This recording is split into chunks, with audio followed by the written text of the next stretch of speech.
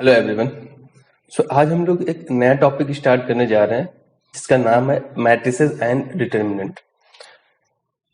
दोनों एक दूसरे से रिलेटेड है, ठीक है। अगर आपको मैट्रिसेस नहीं आता है तो आप डिटर्मिनेंट नहीं पढ़ सकते, इसीलिए जनरली मैट्रिसेस पहले दिया होता है, डिटर्मिनेंट बाद में दिया होता है। मैट्रिक्स और डिटर्मिनेंट में क्या डिफरेंस है, देखिए कुछ डिफरेंस इसमें है जो हम लिख रहे हैं। पहला डिफरेंस क्या है कि इस तरीके से, पहली बात तो मैट्रिक्स को इस तरीके से डिनोट करते हैं, डिटरमिनेंट को इस तरीके से, ये सीधा पैरेलल लाइंस होती हैं, ये बड़ा ब्रैकेट जो हम लोग पढ़ चुके हैं उस फॉर्मेट में होता है। आर क्रॉस सी यहाँ भी होता है, आर क्रॉस सी यहाँ भी होता है। मैट्रिक्स में क्या होता है कि रो और कॉलम इक्वल हो भी सकते हैं, नहीं भी हो सकते हैं। कहने का मतलब है कि मैट्रिसेस हमारी इस टाइप की भी हो सकती है, ए आई जे 2x3 भी हो सकता है, ए आई जे 3x3 भी हो सकता है, यानी कि ये स्क्वायर हो भी सकती, नहीं भी हो सकती, लेकिन इसमें कंपलसरी है कि स्क्वायर होना ही चाहिए, यानी कि ये D I J 3x3 2x2 इसी फॉर्मेट में होगी, ठीक है। तो ये चीज आपको ध्यान रखनी है, इसमें रो और कॉलम इक्वल होती है डिटरमिनेंट में, इसमें नहीं होती। दूसरा जो डिफरेंस हमने लिख रखा है उसमें क्या लिखा है कि अगर हम मैट्रिक्स को सॉल्व करते हैं, सॉल्व करने का मतलब है यहाँ पे कि अगर आप एक मैट्रिक्स पे ऑपरेशंस अप्लाई करते हैं बच्चे, तो उसमें होता क्या है कि जब आप एक मैट्रिक्स पे ऑपरेशन अप्लाई कराएंगे तो जो बाद में जो रिजल्ट मिलेगा वो भी एक मैट्रिक्स के फॉर्म में ही मिलेगा।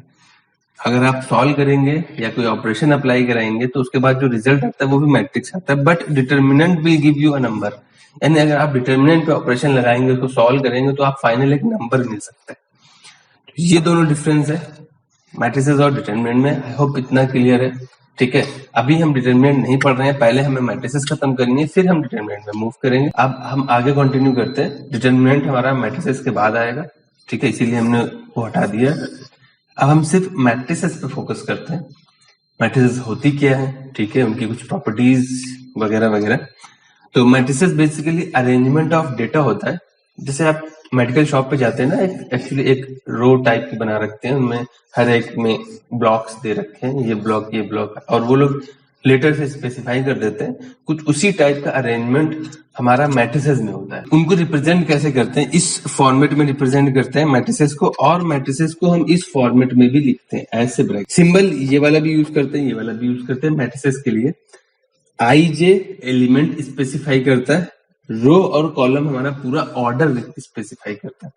आई जे हमने क्यों यूज किया है, क्योंकि ये हो सकता है थर्ड रो फिफ्थ कॉलम का एलिमेंट हो, सेकेंड रो सेकेंड कॉलम का एलिमेंट हो, और ये क्या है, फिर ये क्या है, ये पूरा पूरा ऑर्डर बताएगा कि पूरी मैट्रिक्स हमारी किस ऑर्डर की, वो 3x3 की है, या 5x5 की है, या 2x3 की है, 1x5 की है, ये ऑर्डर बताता है। तो यहाँ पे हम हर चीज मेंशन करे दे रहे हैं, यानी यहाँ पे जो दिया होगा वो ऑर्डर होता है, यहाँ पे जो दिया होता है वो एलिमेंट होता है कि ये एलिमेंट उस पूरे में से किस पार्ट का, किस जगह का है।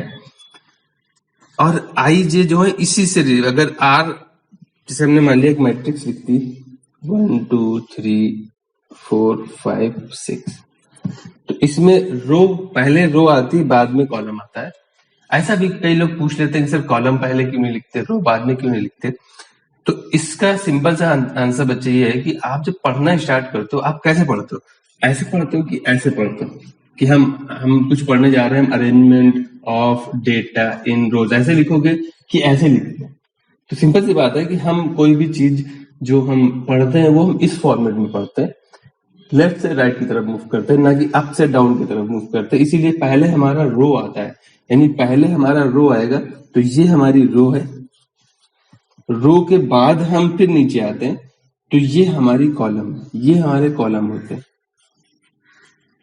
ठीक है। इतना क्लियर है। तो इसमें कितनी रो हैं, 1 2 रो है, कॉलम कितनी है, 1 2 3 कॉलम है, ठीक है।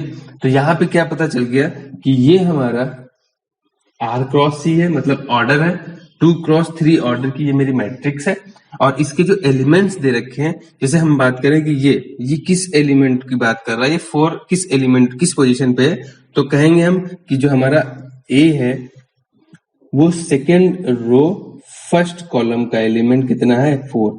अगर ये पूछता है या ऐसे पूछ ले ए सेकेंड रो थर्ड कॉलम का एलिमेंट, तो ये हम इसकी बात करते हैं कि एलिमेंट हमें बताना है। आई की वैल्यू 2 है इस पोजीशन में, जे की वैल्यू 3 है। ये सारी चीजें आप देख लीजिए।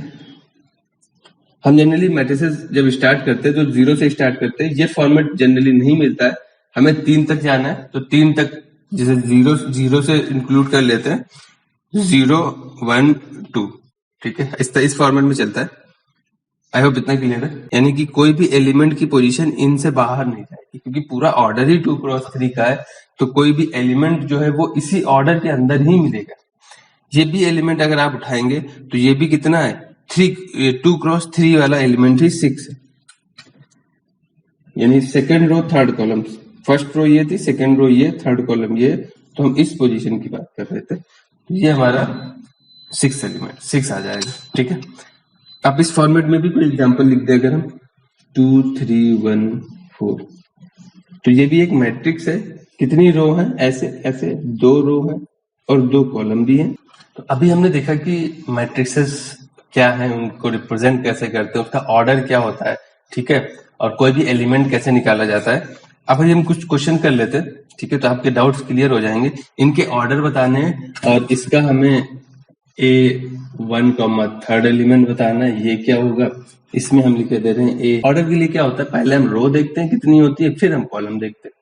तो इस वाले क्वेश्चन में रो कितनी है, इस ऐसे जो हॉरिजेंटल होती है तो वो रो है हमारी 1, कॉलम कितने हैं 1 2 3 4 5, तो इसका ऑर्डर कितना आ गया 1 क्रॉस 5। और नंबर ऑफ एलिमेंट्स अगर पूछे, सिंपली इनका मल्टीप्लाई करा देना होता है। तो नंबर ऑफ एलिमेंट्स कितने हो जाएंगे, उनका मल्टीप्लाई करा देते हैं, सिंपली वही आंसर हो जाता है। तो यहाँ पे टोटल नंबर ऑफ एलिमेंट्स कितने आ जाएंगे, 5 एलिमेंट्स आ जाएंगे। इस वाले केस में आप गिन सकते हैं। इस वाले केस में देखिए इसका ऑर्डर कितना आ जाएगा, रो कितनी है 1 2 3 4, 4 रोज हैं, कॉलम कितने हैं 2, तो आपके एलिमेंट्स कितने आ जाएंगे, टोटल 8 एलिमेंट्स आ जाएंगे, आप काउंट कर सकते हैं। A3, 1 की बात कर रहा है कि A3, 1 कितना आएगा, तो थर्ड रो फर्स्ट एलिमेंट हमारा ये, फर्स्ट सेकेंड थर्ड रो और फर्स्ट कॉलम का एलिमेंट पूछ रहा है, वो है 3। इस वाले में आ जाए तो कॉलम कितनी है 2 है, सॉरी रो 2, पहले हम रो लिखते हैं, बता चुके हैं रीजन क्यों लिखते हैं। कॉलम कितनी है 4 है, तो ये 2 क्रॉस 4 का एलिमेंट है। अब इसमें A2 4 बताना है हमें, तो सेकेंड रो का फोर्थ एलिमेंट, सेकेंड रो का फोर्थ एलिमेंट है 8, तो उसकी वैल्यू कितनी आ जाएगी 8। इस वाले में देखिए कितनी रो है 1 2 3 4, यानी 4 हमारी रोज है। कॉलम कितनी है 2 3 4 5, तो ये 4 क्रॉस 5 का एलिमेंट है। टोटल 20 एलिमेंट्स आएंगे, आप सिंपली इनका मल्टीप्लाई करा दीजिएगा। A3, 2 थर्ड रो का सेकेंड एलिमेंट, तो थर्ड रो हमारी ये है, फर्स्ट सेकेंड एलिमेंट ये आएगा, तो वैल्यू आएगी 12। सेकेंड रो का थर्ड एलिमेंट, सेकेंड रो हमारी ये, इसका फर्स्ट सेकेंड थर्ड एलिमेंट ये आएगा, इसकी वैल्यू 8 आ जाएगी। आई होप इतना क्लियर है, ठीक है। चलिए एक और क्वेश्चन कर लेते हैं, ठीक है।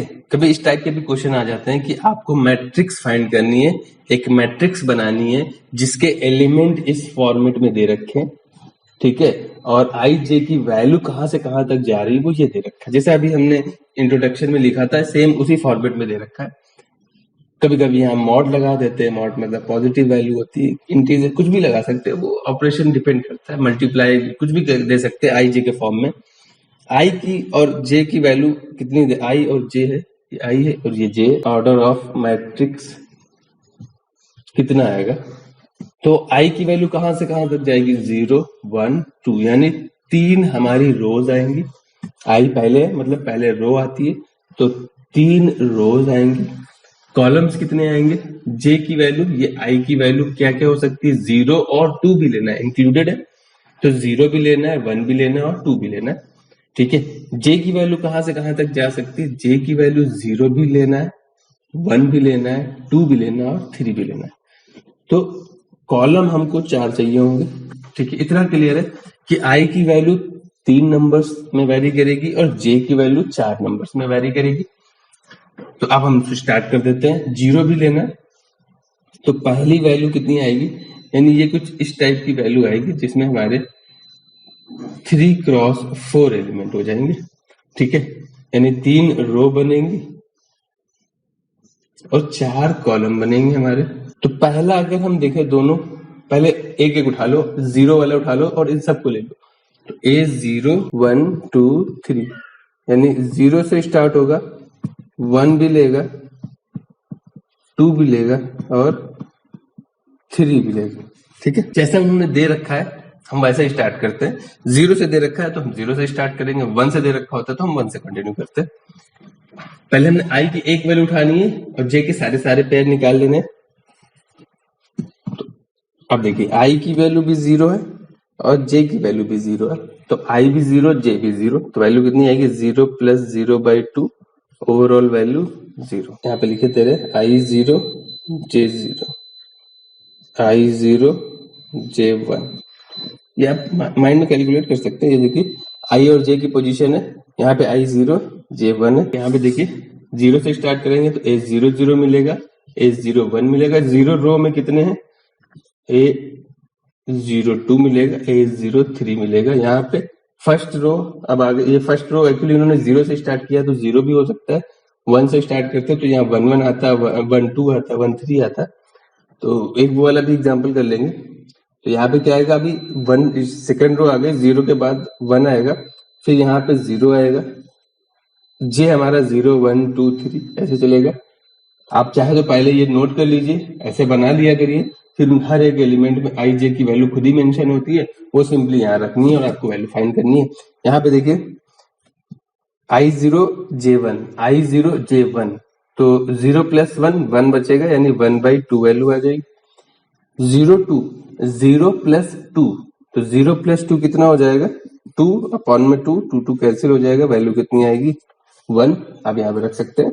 0 + 3, तो 0 + 3 अपॉन, इन दोनों को बस ऐड करना है और यहाँ पे हाफ दे रखा है। जो ऑपरेशन क्या है कि जहाँ पे जो दो नंबर है उनको ऐड करना है और हाफ कर देना है।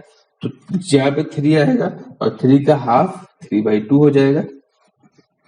अब हम बात करते हैं इधर की, A10, तो इनको ऐड करेंगे, वैल्यू कितनी हो जाएगी 1 और उसका हाफ 1/2, 2 उसका हाफ 1, 3 उसका हाफ 3/2, 4 उसका हाफ 2, ठीक है।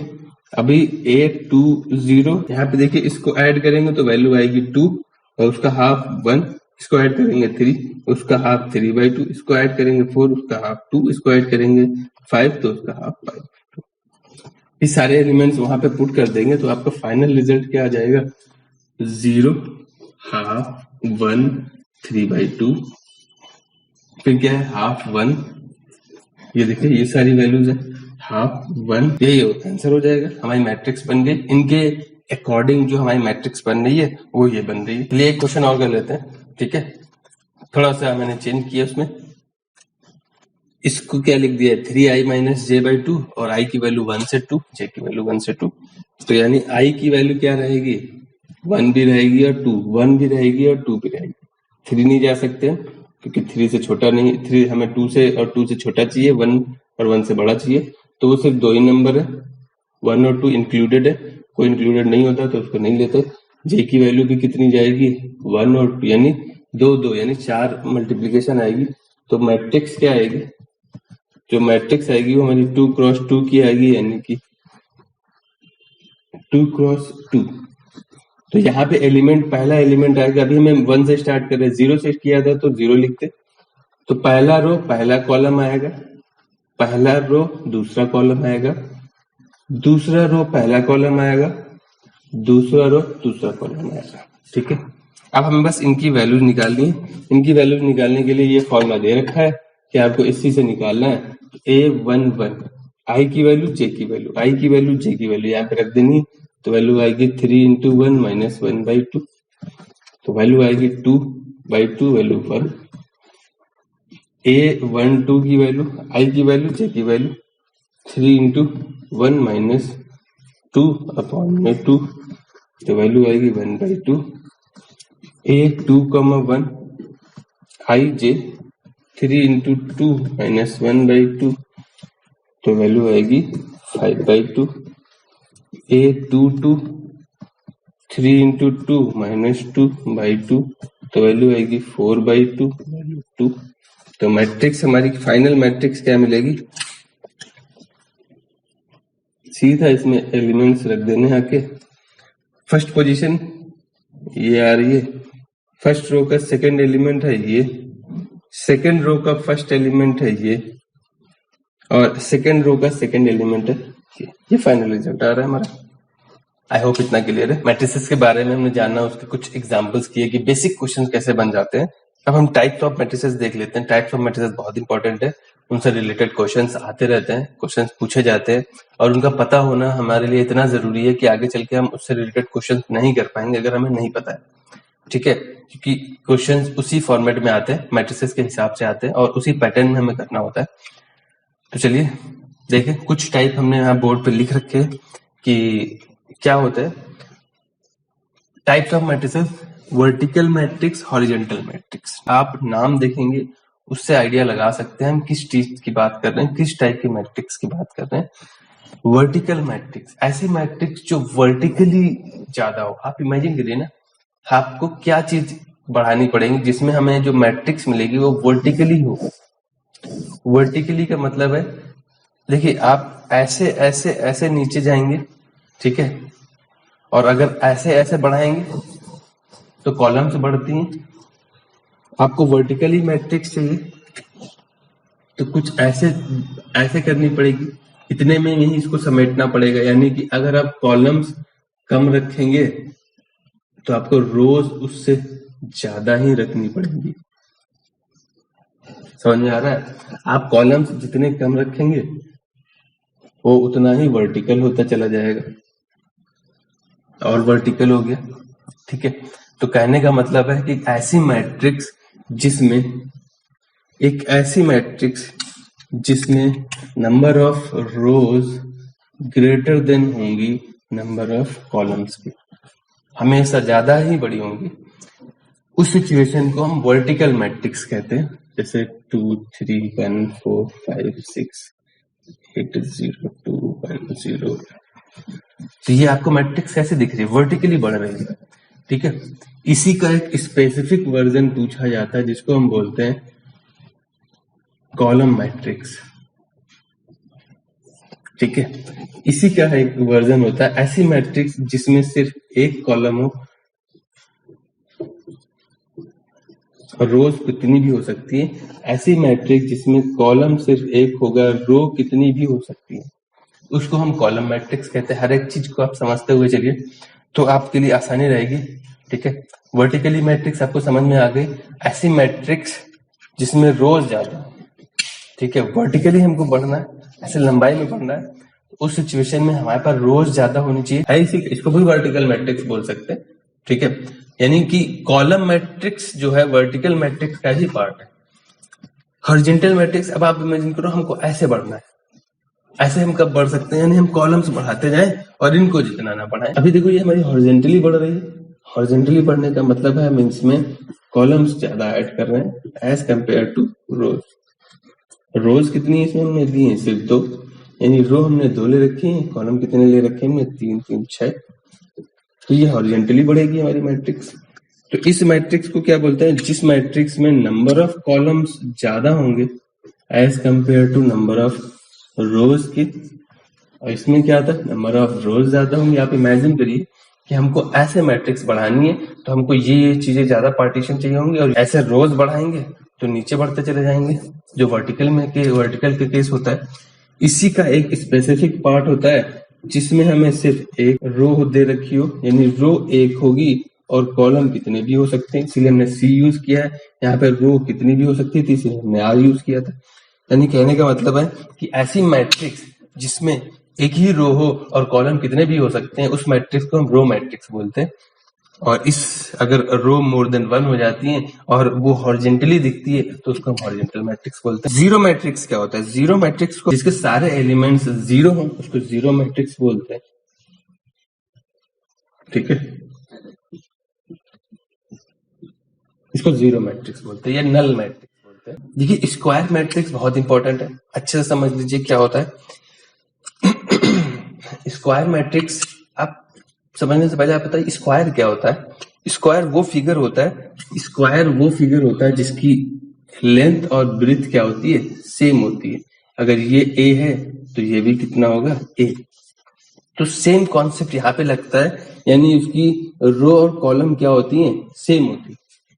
तो एक ऐसी मैट्रिक्स जिसकी नंबर ऑफ रोज और कॉलम्स क्या हो, सेम। कहने का मतलब क्या है कि वो मैट्रिक्स जिसके रोज और कॉलम्स इक्वल हो उसको स्क्वायर मैट्रिक्स बोलते हैं। जैसे 2x2 की हो सकती है, 3x3 की हो सकती है, 4x4 की, 5x5 की, यानी जितने भी आएंगे दोनों एलिमेंट सेम आते हैं। इसके लिए इतने रखते हैं, ठीक है। स्क्वायर मैट्रिक्स से ही हम कंटिन्यू करेंगे। स्क्वायर मैट्रिक्स में बहुत इंपॉर्टेंट चीजें हैं। स्क्वायर मैट्रिक्स से रिलेटेड आपका डायगोनल मैट्रिक्स आएगा। डायगोनल मैट्रिक्स बहुत इंपॉर्टेंट है। उससे स्केलर मैट्रिक्स आएगी, यूनिट मैट्रिक्स, आइडेंटिटी मैट्रिक्स, इसी से निकलती है, स्क्वायर मैट्रिक्स से, ठीक है। स्क्वायर मैट्रिक्स के बाद डायगोनल मैट्रिक्स, फिर स्केलर और आइडेंटिटी मैट्रिक्स आएगी। तो बेसिकली हम यहीं से स्टार्ट करेंगे, ठीक है। तो सेफ रहिए। Thank you everyone.